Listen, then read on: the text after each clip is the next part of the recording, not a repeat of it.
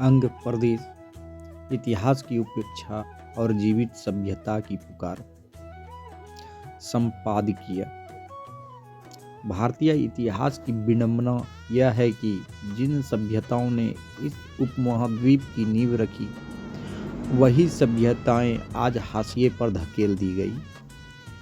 अंग प्रदेश, जिसे अंग देश कहा गया, ऐसी ही एक प्राचीन, समृद्ध और जीवित सभ्यता है, जिसे इतिहास लेखन की मुख्य धारा ने या तो सीमित कर दिया या जानबूझकर अनदेखा किया। मगध, कोसल, अवंती के शोर में अंग प्रदेश की आवाज दब गई, जबकि सच्चाई यह है कि अंग देश वैदिक काल से लेकर बौद्ध जैन युग तक भारतीय राजनीतिक, आर्थिक और सांस्कृतिक चेतना का एक सशक्त स्तंभ रहा है। अंग प्रदेश केवल भूगोल नहीं, एक सभ्यता। आज का भागलपुर, बांका, गोड्डा, देवघर और दुमका यह केवल प्रशासनिक नक्शा नहीं है, बल्कि वह धरती है जहां चंपा नगरी जैसे अंतर्राष्ट्रीय व्यापारिक नगर फले फूले। गंगा के दक्षिणी तट पर बसा अंग देश शिक्षा, व्यापार और सांस्कृतिक आदान प्रदान का केंद्र था। यह तथ्य इतिहास के पन्नों में मौजूद है, पर जन स्मृति से गायब किया जा रहा है। राजा अंग, व्यक्ति या प्रतीक।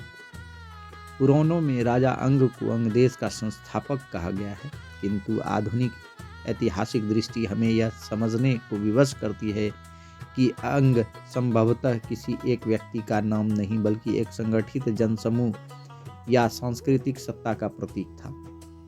यह वही जनसमूह था जिसने इस क्षेत्र में अस्थायी शासन, कृषि और सामाजिक संरचना की नींव रखी।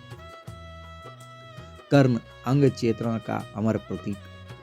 महाभारत में दानवीर कर्ण को अंगराज घोषित किया जाना कोई साधारण घटना नहीं थी। यह इस बात का प्रमाण था कि अंग देश राजनीतिक रूप से प्रतिष्ठित और सामरिक रूप से सशक्त राज्य था। कर्ण केवल एक पौराणिक पात्र नहीं, बल्कि अंग प्रदेश की आत्मा है।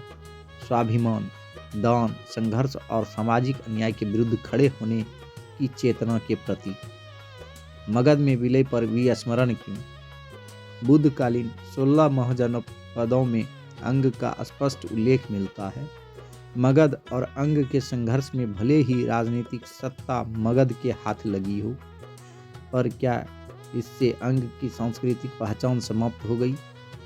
नहीं। चंपा नगरी बौद्ध भिक्षुओं और व्यापारियों का प्रमुख केंद्र बनी रही।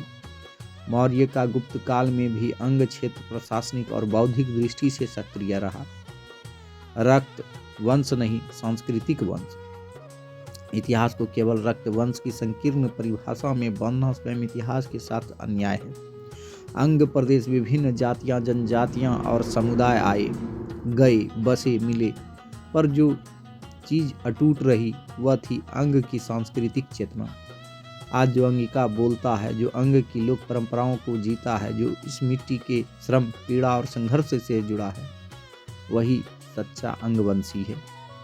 अंगिका जीवित इतिहास की भाषा। अंगिका केवल एक बोली नहीं, बल्कि हजारों वर्षों की स्मृति है। विवाह गीतों, लोक कथाओं, देवी देवताओं की गाथाओं में अंगिका आज भी श्वास ले रही है। यह भाषा प्राचीन अंग देश और वर्तमान अंग प्रदेश के बीच जीवित सेतु है, जिसे तोड़ने की कोशिश लगातार हो रही है। पहचान का संकट प्रशासनिक नहीं, वैचारिक। बिहार झारखंड का विभाजन केवल प्रशासनिक नहीं था, उसने अंग प्रदेश की सांस्कृतिक एकता को गहरी चोट पहुंचाई। अंगिका को संवैधानिक मान्यता न मिलना, इतिहास में उपेक्षा और नई पीढ़ी में सांस्कृतिक विस्मृति, ये सभी एक सुनियोजित चुप्पी की ओर संकेत करते हैं।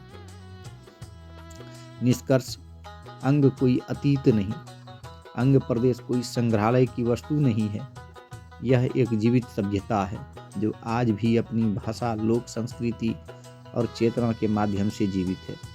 आवश्यकता है अंगवंश को रक्त की संकीर्णता से मुक्त कर संस्कृति आधारित ऐतिहासिक पहचान के रूप में स्वीकार किया जाए।